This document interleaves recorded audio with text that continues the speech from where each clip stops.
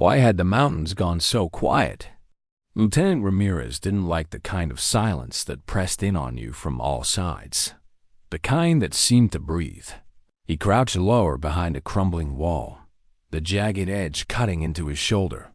Through his plate carrier, the air was heavy with dust, baked into the valley by the afternoon sun, and he could feel the grit grinding between his teeth every time he breathed. They'd come here expecting a simple snatch and grab, slip in, retrieve an encrypted drive, slip out before anyone knew they were there. A midnight insertion, no drama, no fireworks. Now, 2 hours into daylight, they were stuck, pinned, and the silence. It didn't last. The first shot cracked like a whip over their heads. Then another. And then the whole valley erupted. Muzzle flashes winked from 3 directions, the reports echoing in a syncopated rhythm that was far too coordinated to be random. Somewhere above, mortar thumped. Dirt rained down in showers over the SEALs' helmets as rounds tore chunks out of the wall. Contact left, high. Chief Ramirez's voice was low, tight, not panicked, not yet. His M4 barked a reply toward a cluster of rocks above the ridge. Ramirez scanned, catching flickers of movement. Dark figures ducking behind boulders, the telltale sway of a machine. Gun barrel on a bipod. Whoever was up there wasn't just spraying rounds. They were walking their fire closer with each burst. Someone with battlefield experience was calling the shots. They'd been jammed since the first volley. Ramirez's radio was hissing static. The sat link useless. Ramirez could feel the tension building in his jaw. A firefight like this, trapped in a bowl-shaped valley, didn't last long before the numbers caught up to you. Any chance that ComsPack still works? He asked. Herrera yanked a cable from the unit on his back, shook his head. They're jamming every band we've got. Closest satellite's not giving us a clean line. A mortar round landed close enough to rock them sideways, filling the air with a hot, choking dust cloud. Ramirez tasted copper in the back of his throat and felt something primal stir, the part of him that calculated survival in seconds. He pulled the emergency burst transmitter from his kit. 1 button, 1 ping, pre-coded coordinates, priority. Support request. You didn't press it unless things were truly beyond salvage. He pressed it. Somewhere far above them, an aging satellite caught the ping and passed it along, in an air-conditioned room miles away. A duty officer flagged it with a single phrase. High risk. Immediate danger. On the ground. Time thickened into syrup. Every shot sounded closer. Corporal Jensen gritted his teeth as shrapnel tore into his thigh, blood soaking into the baked dirt, but he kept firing uphill. The enemy pressed forward in bursts, appearing and vanishing like ghosts. Then came the sound, low, metallic, unnatural, like distant thunder caught between canyon walls. The men froze just long enough to listen. It wasn't a helicopter, not they. Chop of rotors, it wasn't a drone's high whine, either. The sound grew, a rolling snarl that carried a stringed rhythm. Did someone get through? Herrera asked, barely audible over the rising noise. Ramirez squinted at the sun-splashed ridgeline. Then he saw it. A shadow cut across the late-day light, slicing it into pieces, broad wings, stubby nose, the ugly, unmistakable shape. The Awano. Thunderbolt 2? The Warthog. But there was no radio call, no ID. No danger close warning. It simply appeared, and dove. The first burst from the 30mm GAU-8 Avenger cannon came almost silently. The impact followed a heartbeat later. A grinding, metallic growl that shook the bones. A line of earth exploded along the ridge where a mortar team had been set up. Smoke and dust geysered skyward, swallowing the screams. Within seconds, the SEAL's most dangerous position was gone. No chatter, no good hits, just precision.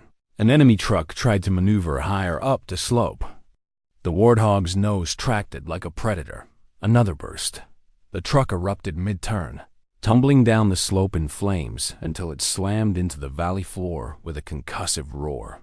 "Holy hell," Jensen muttered, still clutching his leg. Ramirez couldn't see the pilot through the glare, but he knew whoever was flying wasn't new at this.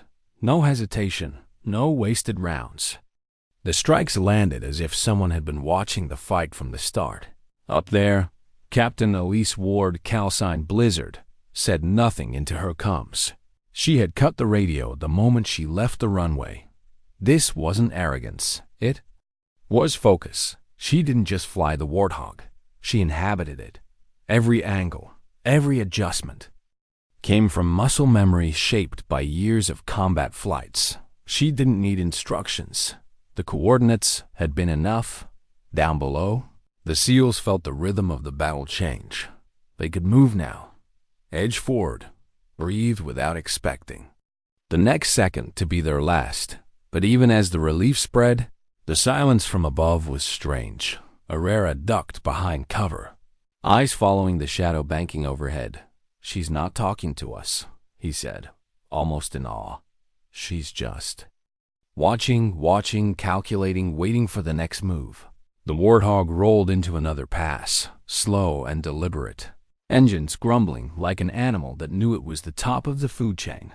And for the first time that day, Ramirez felt the balance shift. They had an ally in the sky, but he had no idea who she was.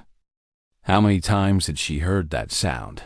The scrape of her boots on the metal ladder, the hiss of the cockpit seal, the muffled whirl after the canopy locked shut? Too many to count. Elise Ward had been in the air before she was legally allowed to drink. First trainers and single-seaters.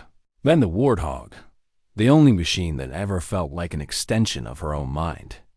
When the distress ping came through, she didn't think.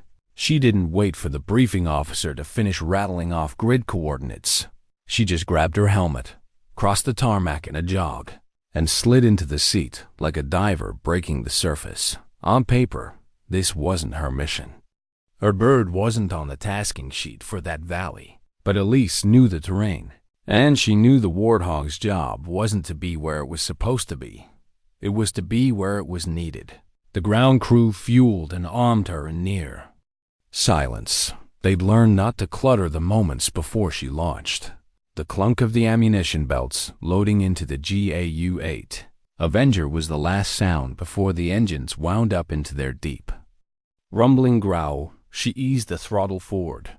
Wheels bumped once, twice, then lifted from the runway. The sky opened in front of her. The route to the valley was short on the map, but long in risk. She dropped altitude early, flying the contour of the hills to stay below radar sweeps.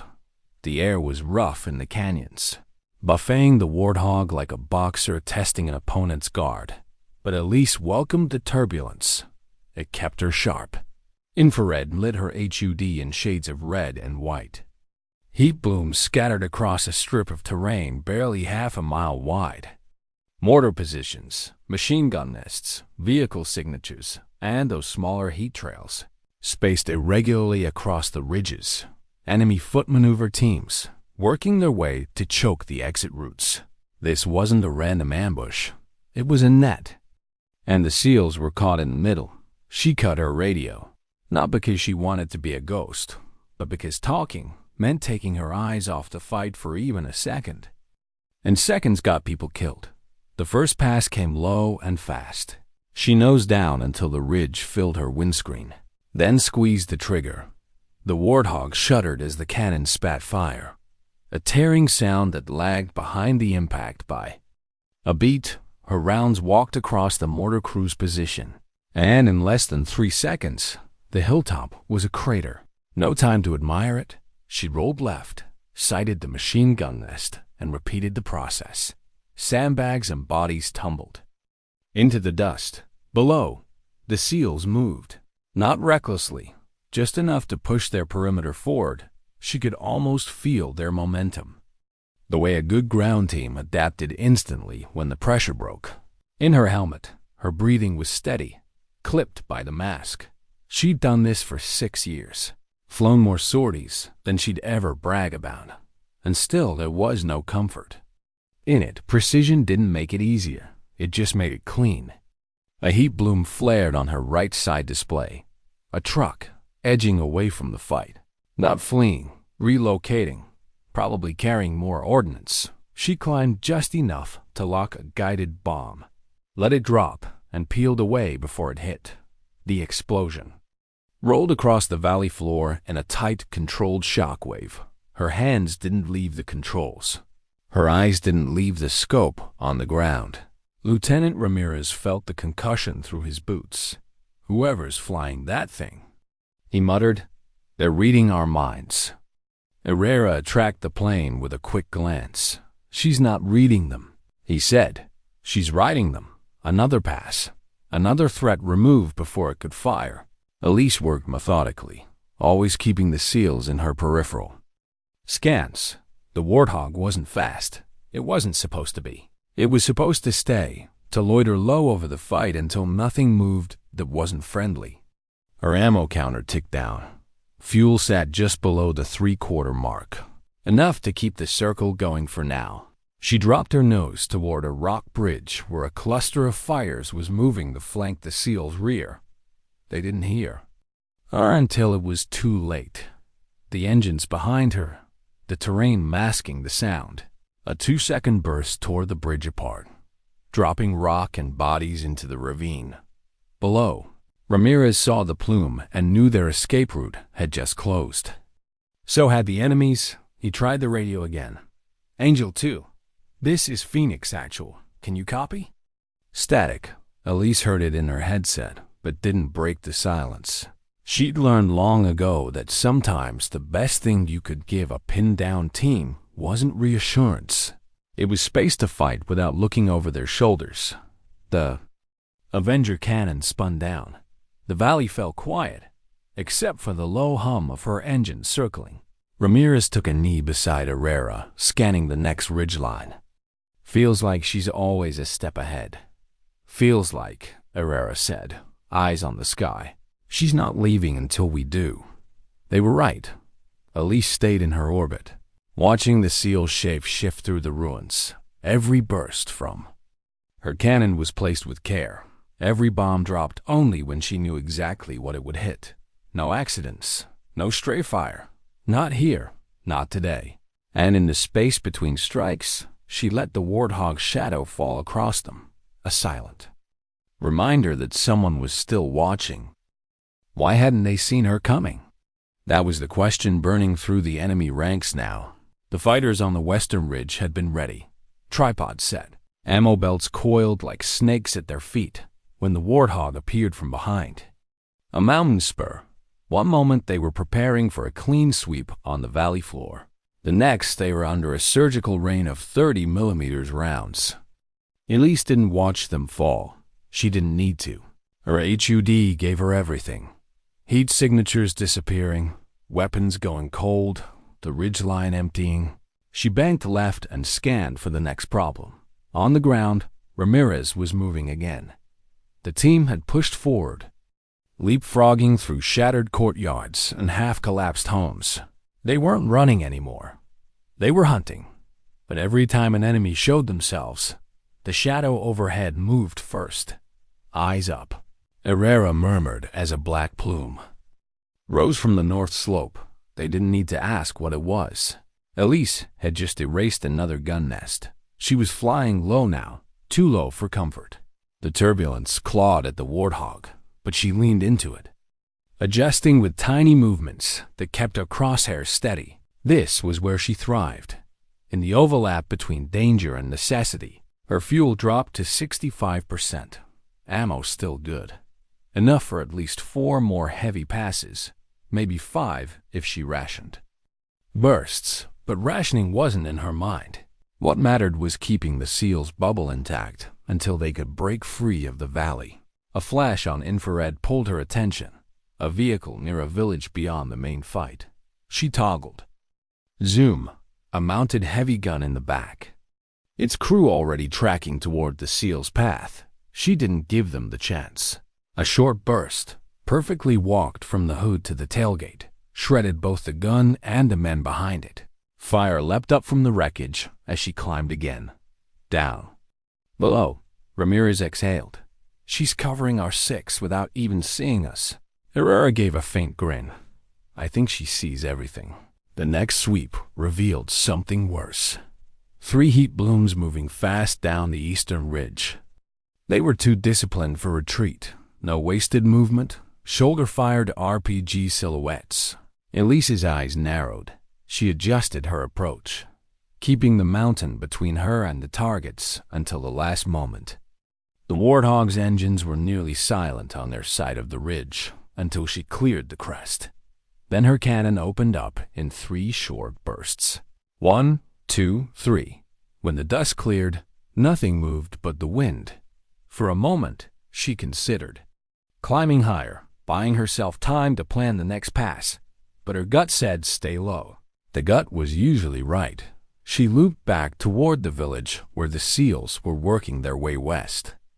The infrared feed lit with scattered embers, heat from spent barrels, smoldering debris, the ghosts of the last half hour of work. She knew this scene by heart, and she knew it wasn't over. Her ammo counter ticked down again. 38% left. Fuel. At 52%, not ideal, on the ground. The SEALs reached an abandoned stable that overlooked the only road leading to their extraction zone. Ramirez crouched by a cracked wall, raising his rifle's optic toward a set of boulders half a mile ahead. The route looked empty, but that didn't mean safe. He keyed his mic again. Habit at this point. Angel 2, if you're up there, we're moving soon. Static. Herrera chuckled without humor. I think she's allergic to radios, Ramirez shrugged. As long as she's allergic to letting us die, I'm fine with it. Overhead. Elise spotted the same road and the same problem. A technical truck tucked into the shadow of a rock formation, its gunner fiddling with the belt of a mounted weapon. Another fighter scanned the road with binoculars. They didn't know yet. She gave them no chance to learn. A precision-guided rocket streaked from beneath her wing. Hitting dead center, the truck collapsed inward like a crushed can, black smoke curling into the sky. The SEALs saw the flash and knew that's our road. Now, Herrera said. Standing, they moved, crossing the open ground in disciplined bursts, each man covering the others. Elise shadowed them from above, her altitude low enough now that the Warthog's shadow stretched long and sharp across the valley. Floor. A sudden burst of small arms fire cracked from their left flank. 2 insurgents bursting from the lower ruins. AKs barking. One dropped under Collins's fire, but the second had Herrera in his sights. He never got the shot off. Elise had already banked, the cannon's growl erasing both the shooter and the wall he used for cover. She climbed again without lingering, engines rumbling into the distance. Herrera glanced up. Thank you. Hey. Murmured, knowing she couldn't hear. She didn't need to. Gratitude wasn't why she was here. The fight eased for a moment. The way storms sometimes pause before breaking again. Elise checked her gauges. Fuel at 41%. Ammo low enough to make her think about each trigger pull. She had decisions to make from the cockpit. The valley looked almost calm now. The SEALs were pushing west, nearly clear. The extraction zone was close, but close meant predictable, and predictable meant vulnerable. She toggled thermal and widened her scan. Nothing. She almost believed it. Almost. Why did the air feel heavier now? Ramirez didn't believe in gut feelings. Not in a valley like this, where fear could mimic instinct.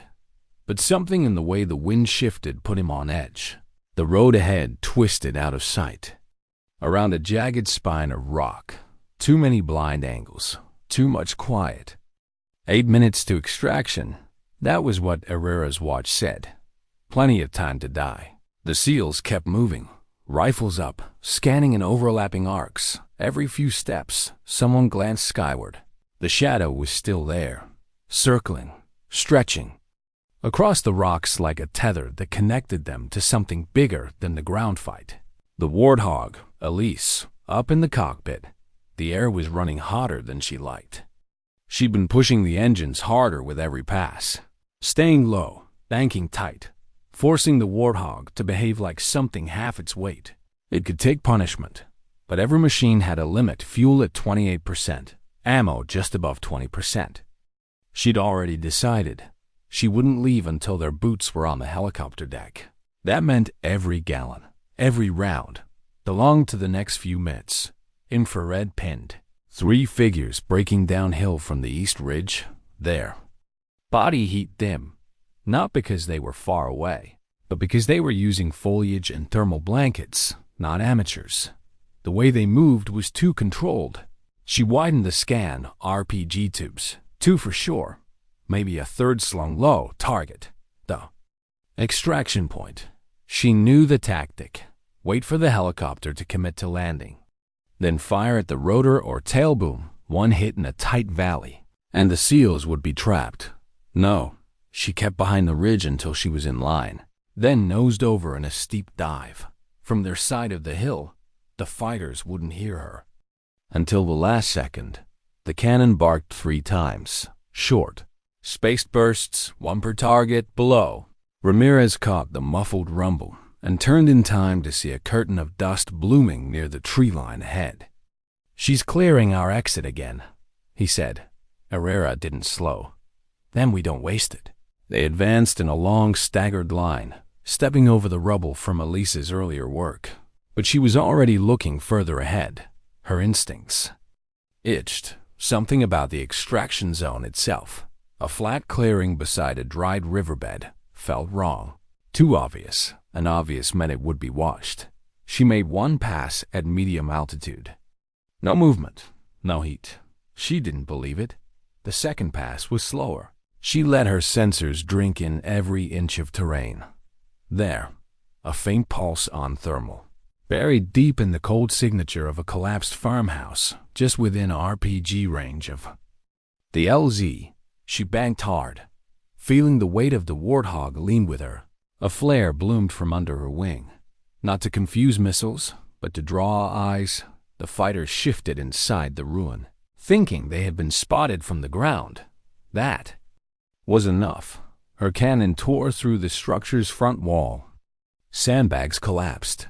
The roof sagged inward, spilling dust like blood into the sunlight. The SEALs saw the strike and didn't need an explanation. Ramirez waved them forward. "Clear path, move." They were 200 meters from the zone when the helicopter's rotors came into earshot. A low, steady chop that grew louder by the second. Elise checked her gauges. Fuel, 15%. This was it. 1 last sweep. She toggled her display from thermal to electromagnetic and widened the search. Perimeter. Something shimmered faintly near the northern ridge. A vehicle, parked halfway into a cave mouth. No engine heat, no movement, but a subtle, repeating signal spike in the M-band. A transmitter, a spotter. She didn't hesitate. The Warthog climbed, then dropped, nose first, in a shallow dive. The precision bomb she released wasn't about spectacle. It was about ending whatever was in that cave before the fight could spill into another day. The explosion sealed the entrance in a curtain of rock and flame.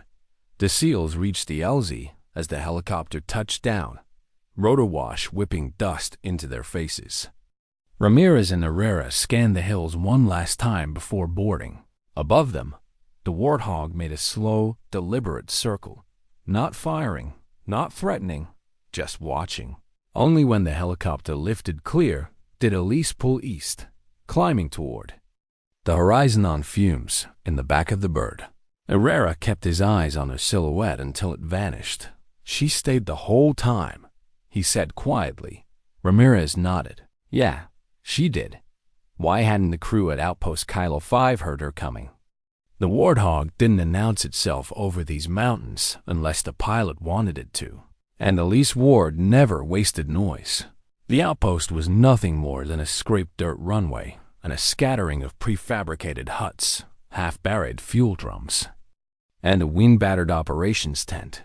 A crew chief leaned against a fuel truck, squinting into the heat haze over the ridge. "She's not gonna make it," a young tech muttered beside him. The chief didn't look away from the horizon. "Well, that bird always comes home. when the black silhouette finally crested the ridge. The Warthog looked almost slow, wings steady, nose level. Engines pushed just enough to keep her from stalling. Elise eased the throttle back as the strip rushed up to meet her. The tires hit hard, bounced once, then gripped the dirt. Dust exploded in her wake as she rolled to a stop barely 30 feet from the runway's end. Engines cut. Silence rushed in. She popped the canopy. The smell of hot metal and jet fuel bleeding into the dry air. Sweat had plastered her hair under the helmet, but her face stayed unreadable. She climbed down, boots crunching on gravel, and walked past the waiting crew without a word. A mechanic jogged after her. "Did you get him?" She paused just long enough to turn her head halfway. "All of them." The mechanic didn't ask for details. "Around here, you learn not to." She disappeared into the operations tent, leaving the Warthog steaming on the strip miles away. The SEAL's helicopter thumped down at the main base. The hard drive was in Ramirez's hands the moment they touched tarmac, rushed inside under armed escort. The commanding officer, a lean man with a voice like dry gravel, was already pacing outside the intel room. "Tell me we got it." Ramirez handed it over. "We got it." While the text started decrypting, the CO's eyes narrowed. "Who was your air support?" Ramirez almost smiled. "Angel 2. That's all we were told." The officer's frown deepened. "There's no Angel 2 on today's dispatch. Closest at 10 was 20 minutes out." Herrera leaned against the wall. Then someone flew through. Time. It was half a joke, but no one laughed. A young analyst rushed in, holding a printout. "Sir, confirmation. 4 enemy positions destroyed. 2 technicals neutralized, RPG ambush stopped cold, and a command node inside a cave. Flattened. All in one run, no other air assets in the area." The CO looked back at Ramirez. "And you never saw her?" "Only her shadow," Ramirez said, at Outpost Kilo 5. Elise sat in a folding chair outside the hangar. Her coffee went cold in her hand. Her flight log, unsigned, rested under her arm. The crew chief stepped up, keeping his voice careful. "Command sent a chopper for you. Full debrief." She nodded without looking at him. "How long?" 20 minutes. She stayed silent after that, eyes fixed on the horizon like she could still see the valley. Inside the command tent, forward ops staff were already piecing together the mission. Drone captures, helmet cam snippets from the SEALs, and satellite stills were spread across a table. From above, Elise's arrival had been like a phantom. No preamble, no chatter. Just a shadow moving across the map and leaving absence where threats used to be. One of the analysts leaned back. She did the work of an entire air wing. Alone. "Do we even have her ID?" Another asked. The operations officer shook his head.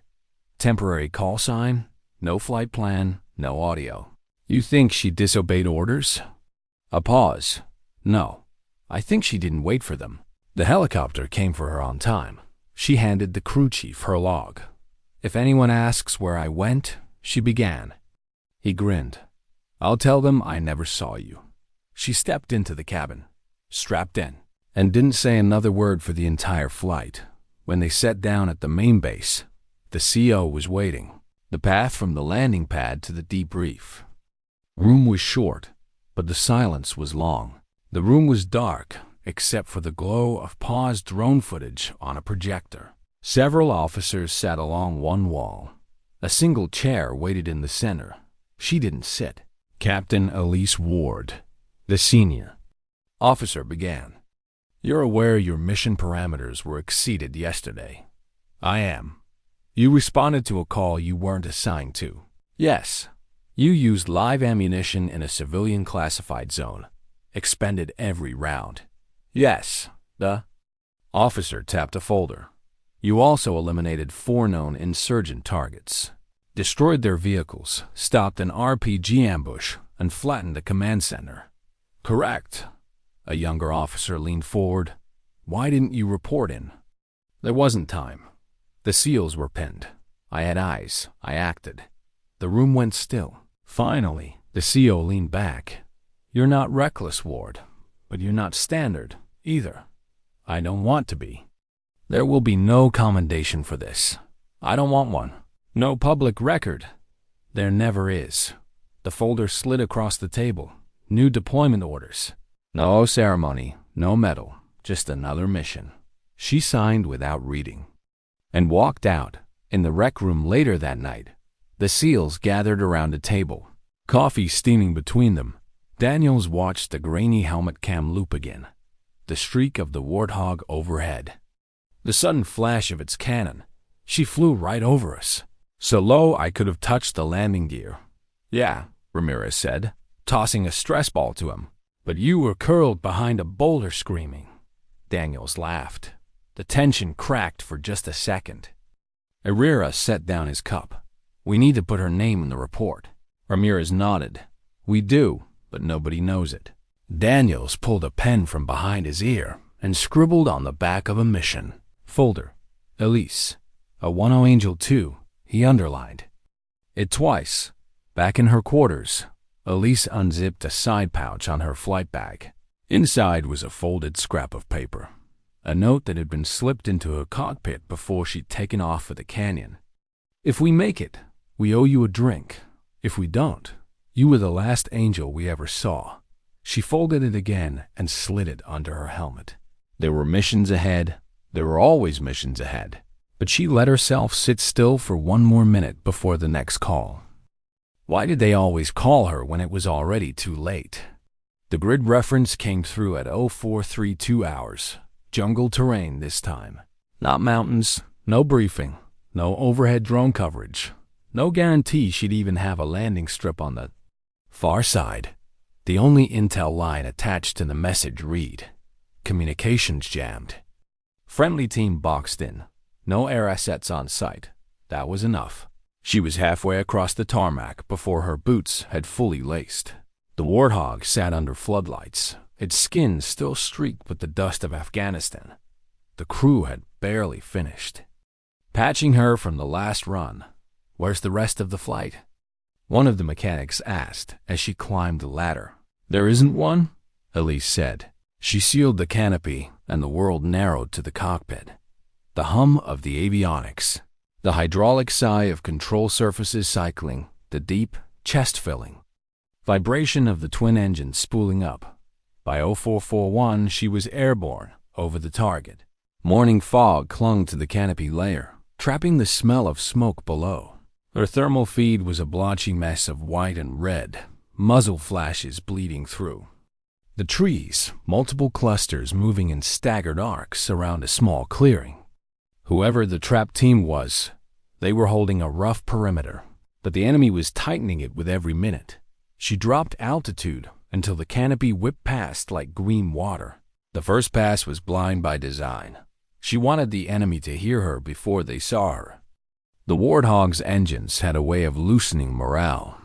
The second pass was surgical. She broke the tree line at a shallow angle, cannon spitting short bursts into a machine gun position dug into a knoll. Dirt and leaves exploded upward, below. The soldiers in the clearing stopped firing for half a breath, just long enough to hear the cannons growl and realize they weren't alone. She kept moving, rolling into a bank that revealed another hot cluster along the western approach. Grenadiers. One squeeze of the trigger, and the grenadiers were just smoke on the ground. None of the soldiers knew who was flying above them. One of them, young, bleeding from a cut across his forehead, looked up through the trees after the second pass. Who the hell is that?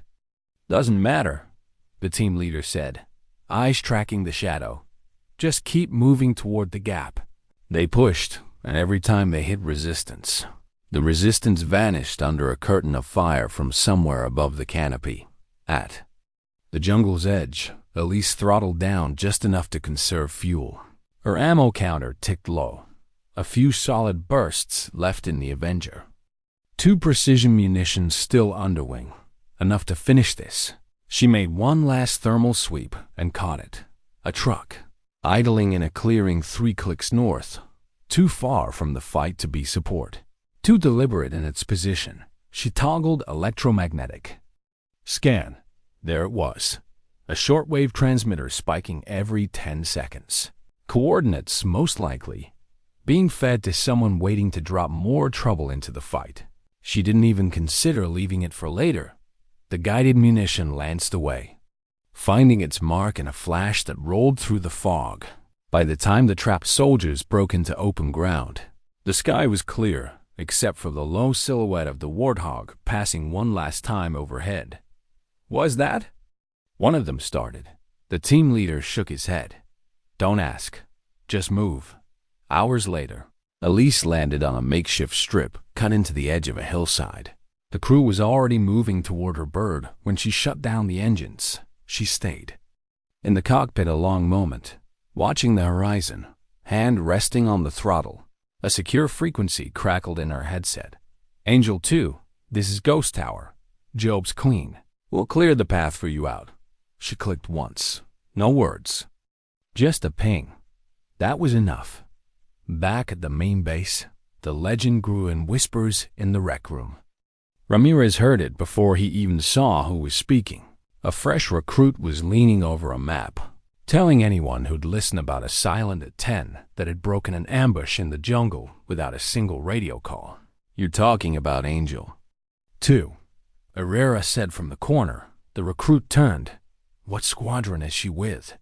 "She's not really with anyone," Ramirez said, not looking up from his coffee. The recruit frowned. "Then who sends her?" Herrera gave a small, almost imperceptible smile. "No one. She just shows up." Elise didn't hear the stories. She was already prepping for the next set of coordinates. Another flight plan that didn't officially exist. Another pocket of ground troops who didn't know her name and wouldn't remember her face, and she liked it that way. Why did her name keep coming back to her before the fight even started? She didn't like that. Elise Ward had built her whole career on the quiet, the space between chatter, the missions no one discussed afterward, the satisfaction of knowing someone was alive because she had been there, not because her name was on a roster. But lately, she'd been hearing it in odd places, at an airfield in the Baltics. A maintenance chief had nodded at her bird and muttered, "So you're Angel 2, in a tent in the Sahel." A ground team captain she'd never met shook her hand longer than necessary, said only, "We thought you were a myth." Even here, at the Deer Forward Operations Center dug into the side of a limestone ridge, a junior comms officer stared a little too long at her flight patch before clearing his throat and looking away. The problem with legends was that they grew teeth, and teeth had a way of biting back. This time, the grid wasn't a jungle or a mountain pass. It was a border zone, flat, arid, full of broken industrial skeletons that could hide a dozen fighters in a single rusted warehouse. The request came in at 0315. Friendly recon team trapped in Sector 9, hostile armor on approach. "No air cover available, armor." She read the word twice, then folded the orders into her flight jacket. Armor meant speed, firepower, and a clock that was already ticking. By 0335, she was on the runway. The Warthog wasn't built for beauty, but there was something almost graceful about the way it lifted. Into the dark, Elise pushed her altitude just high enough to eat up distance, then dropped low as the target zone approached. Her thermal feed bled heat. Clusters of infantry moving to cut off the recon team's retreat. The faint but unmistakable glow of engines from at least 2 armored personnel carriers grinding through the dirt toward the kill box. Her thumb rested on the weapon selector. She could feel the hum of the Avenger cannon through the stick. That deep vibration that lived in her bones after all these years. First pass. Take out the eyes. A rooftop sniper, the glint of his scope catching a thread of moonlight. Disappeared under a burst. Second pass. Slow the armor. She dropped a pair of guided munitions, each one sliding into its target with surgical precision. One APC erupted in a rolling fireball. The second slewed sideways in the dirt, its tracks locked below. The recon team started moving. They didn't know her call sign. Didn't need to. Every time they angled toward a street, The street ahead cleared in a blossom of fire. Every time a flank began to close, something above them growled. And the threat evaporated. One of the soldiers, breath ragged in his headset, muttered, "Feels like she's reading our map." Another replied, "Feels like she's writing it." On her third pass, Elise banked toward the western edge of the zone, scanning for anything that could still box them in. There it was, a convoy of 3 trucks moving fast from the north, each one with a mounted weapon. If they made it to the fight intact, the recon team would be caught between 2 fronts. She angled in low, letting the first truck see her just long enough for the gunner to swing the barrel upward. Then she stitched a line of rounds from bumper to tailgate, cutting the vehicle in half. The second and third tried to scatter. Neither got far. Fuel, 43%. Ammo, under 30%. She could have pulled off then. Let someone else finish it. But she'd never been wired for halfway. Infrared painted one last blotch in the southeast quadrant. Faint, barely warmer than the dirt. A dug-in position, maybe. Masked with insulation, too still to be a squad. She toggled electromagnetic scan, a low band. Signal pinch from inside. Not just a holdout, a spotter. She slid into a steep dive. Every rivet in the Warthog trembling. The cannon roaring until the insulation, the dirt, and whatever lay beneath it became a single churned crater. By the time the recon team reached their pickup point, Elise was already climbing out, nose pointed, toward the horizon, in the back of the truck, ferrying them to safety. One of the soldiers asked, "Think we'll ever find out who she is?" The team leader shook his head. "She's not the kind you find. She's the kind that finds you." That night, she refueled at an Allied airstrip in near-total darkness, the Warthog's skin still warm from the day's heat. A young pilot approached, wings too crisp on his chest. "Ma'am," he said, "were you the one in Sector 9 today?" She glanced at him, helmet still in her hand. "I go where I'm needed." He started to say something else, but she was already walking toward the operations tent. In the mess tent at a different base 2 days later, Ramirez heard the story secondhand. A French recon officer was telling it to a pair of Marines, his hands cutting through the air like he was carving the path of the plane itself. She never spoke a word. He said in accented English, not on the radio, not after, but every shot. He snapped his fingers. Perfect. Ramirez didn't interrupt. He just smiled into his coffee. Back in her bunk, Elise unfolded the note she kept in her gear bag. "If we make it, we owe you a drink. If we don't, you were the last angel we ever saw." She read it once, slid it back into its place, and waited for the next grid coordinate to arrive. Why did it feel different this time? The coordinates came without context, just a string of numbers and a time hack that meant go now. Elise didn't even know what country the target sat in until she loaded the grid into her nav system. She didn't ask. She never asked. But when she saw the terrain render on her HUD, a fractured river valley straddling 3 hostile borders, she felt the weight. Border zones meant politics. Politics meant deniability, and deniability meant no one was coming if she didn't make it back. The Warthog's engines roared to life under her hands. The valley came into view under a haze that tasted like ash. Her thermal feed lit up with too many signatures to count. Infantry dug into terraces. Technicals hidden under tree cover, a scattering of white-hot flashes, mortar teams setting up, and right in the middle, boxed in by 3 converging arcs, a 6-man Allied recon unit.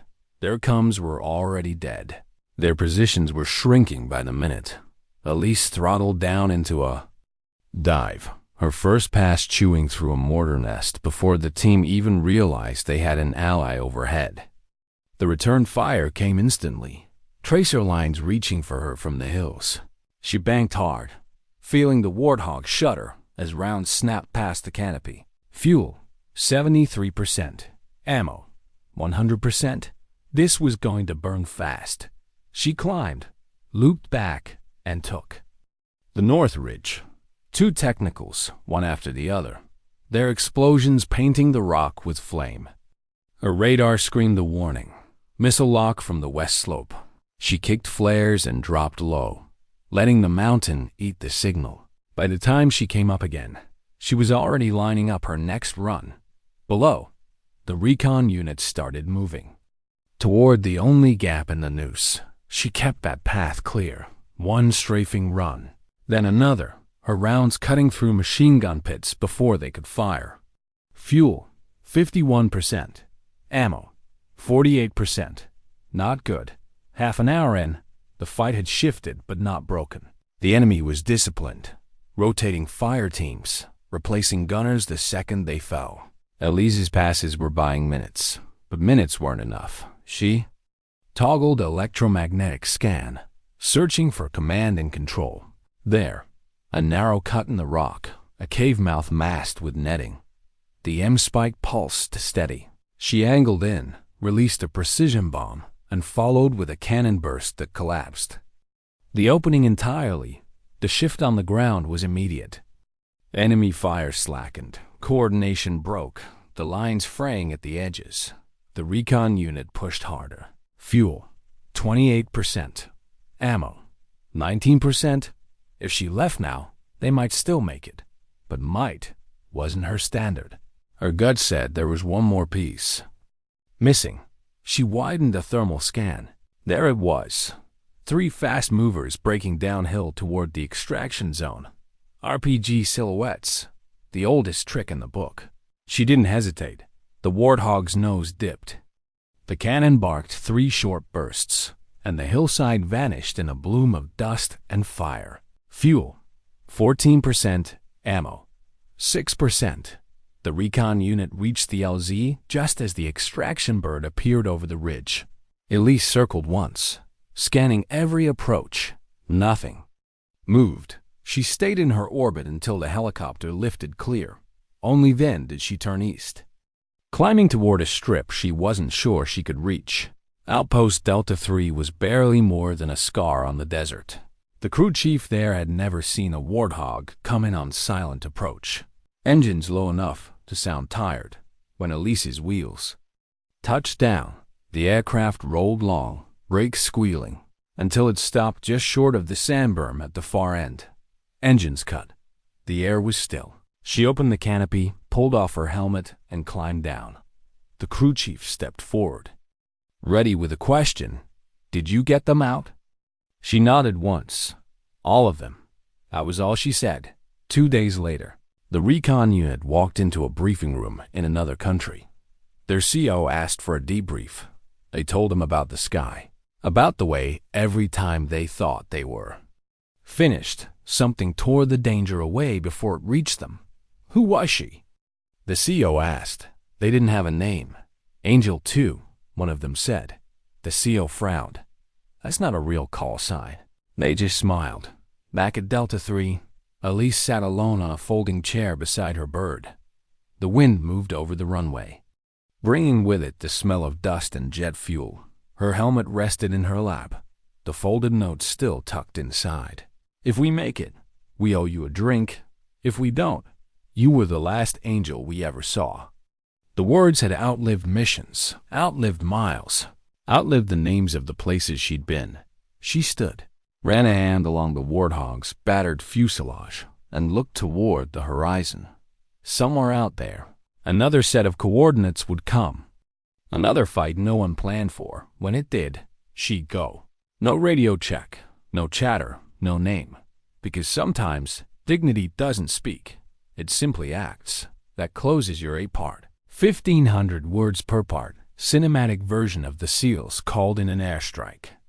Then watched her Warthog eliminate every target in silence, keeping the voiceover pacing, emotional grounding, and moral finish you wanted.